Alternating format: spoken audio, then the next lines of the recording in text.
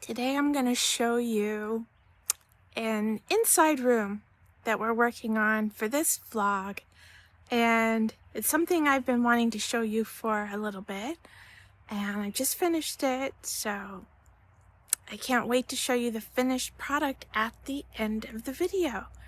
But this is a front drawing room.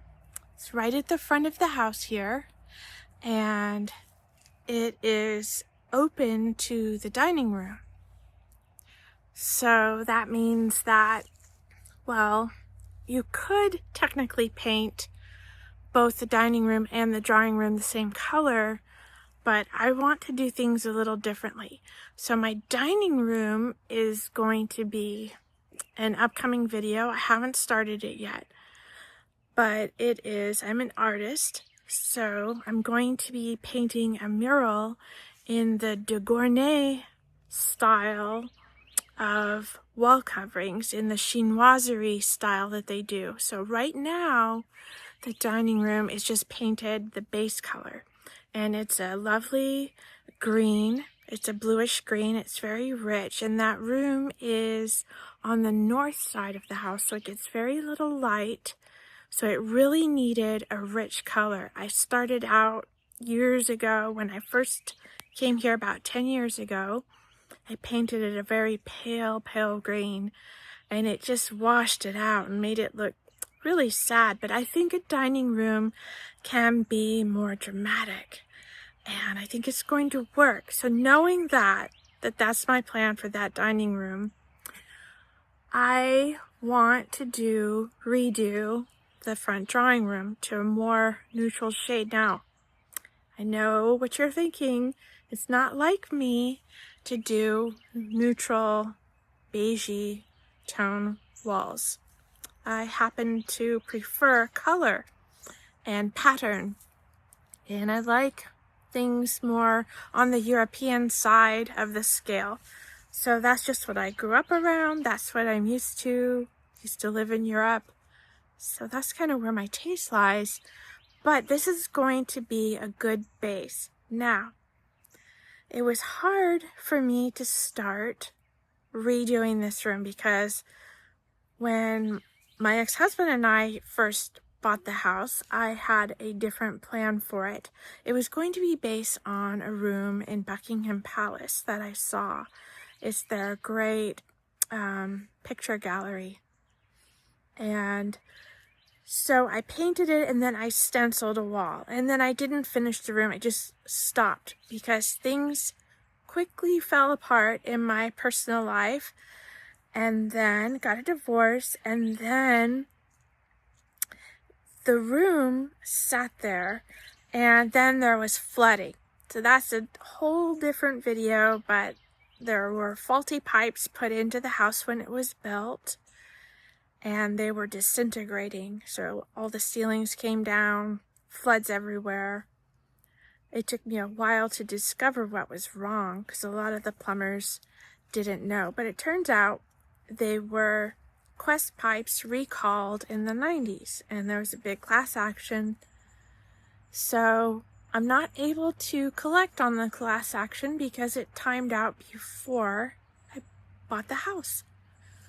So as the house was crumbling all around me, it felt like, so was my personal life. And then I just began to break down over time. So I'm going to share that with you in future videos. Long story short, I just left the room there as it was. Half painted, partially stenciled, unfinished. So, taking a fresh look at it and thinking, I think I'm going to go in this different direction. So I'm going to paint it today with you and show you my plans. Now, please subscribe so you can see the decor. I'm going to be refinishing tables I bought and have some marble for the room that I bought for the tabletops, and reupholstering a sofa and making curtains and hanging and oil painting So it's all going to be lovely over time. So if you subscribe, you'll get to see it as it unfolds, and you'll see the true vision. But for today, we're going to lay the foundation with a new color. So let's get started. I'm so excited. Fresh beginning. And you can never really beat a fresh beginning with fresh paint. And if you don't repaint your room, you can always color your hair or paint your nails. So that feels good too. It's a step in the right direction, giving yourself a fresh outlook on things. So let's do it. This is the front drawing room. It's facing westward and has a bay window in the front. And I painted it with a damask stencil. And as you can see, it's a lovely pattern. It's very similar to one at Buckingham Palace. The base color reads this orangey color from In the Afternoon Sun. So that's exactly what I don't want because the dining room is green. So it's supposed to be this sort of paler color that you can see over the mirror, but at different times of day it's turning this orangey red color. But I do love it, and it's very similar to the Buckingham Palace silk that they have on the walls in the portrait gallery. So here's just a quick view of the two colors together. Since it is all hand stenciled, around each little part of the stencil, I painted on with a flat brush, and so paint would build up. Even though I, was very good about blotting my paintbrush before applying the color so it wouldn't drip, there's still going to be paint outlines around each little part of the cutout stencil. So, in other words, the wall wasn't flat before, and that's why I went through the whole sanding process to make a flat wall. Otherwise, when you paint it, you would feel the raised edges. Now you can see the pattern because this paint happens to be really thin for some odd reason. And this is just a quick coat to see if I sanded all of the edges off, but it's really, really good. But I just need to kind of jump on in and get started. But it's a lovely damask pattern or damask, and I'm looking forward to getting it over with, but I will miss this. So I'm just feeling the stencil. It leaves sort of a pattern on the wall that I'm going to have to use a sander for. So I'm using a really noisy circular sander, and I kind of go by feeling it. So I've got my trusty earphones on that I use for autism. We hate noises, so power tools. Making quite a bit of dust too, just trying to make a really smooth surface. So here I've already started painting. I hate being on ladders. That's why I made a face. But it feels so good once I got started to actually be removing the old color, that orangey color.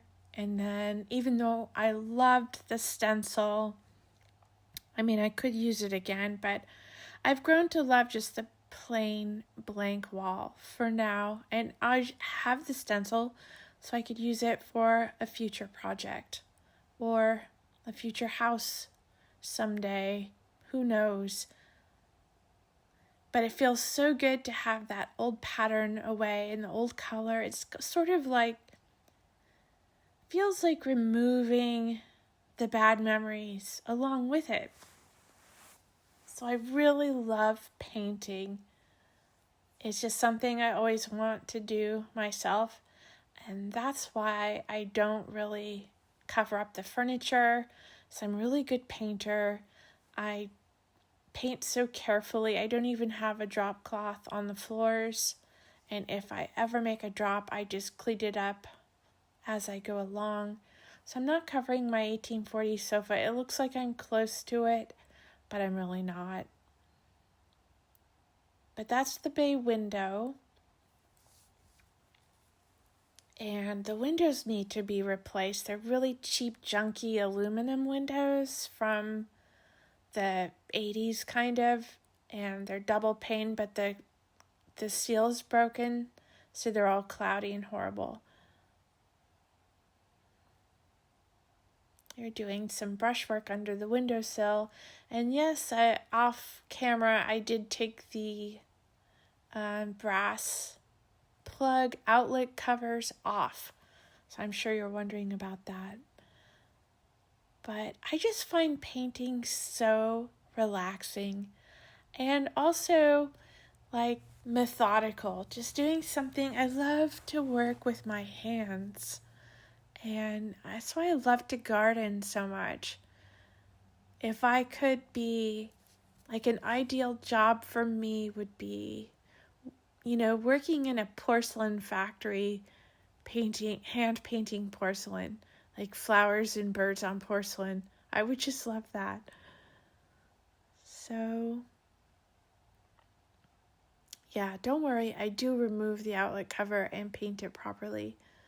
But I don't like to use a roller underneath the windowsills because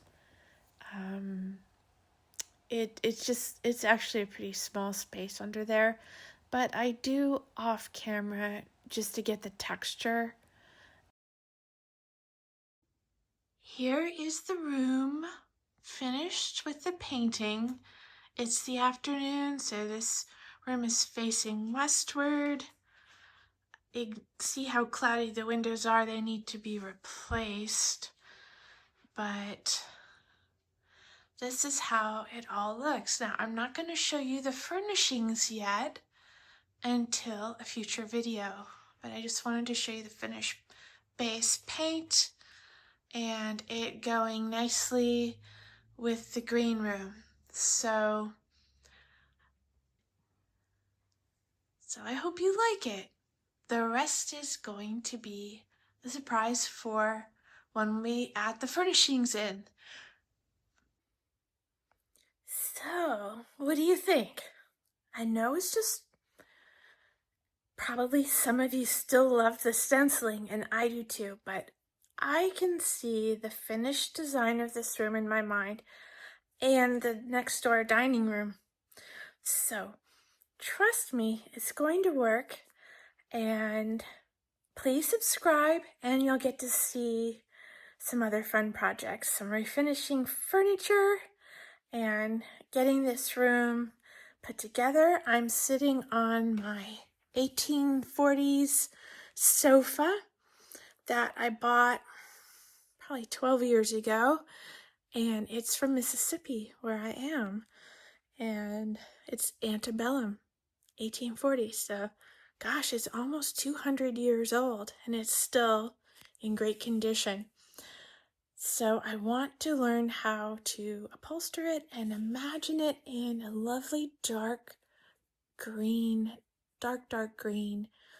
velvet. So it's going to be beautiful.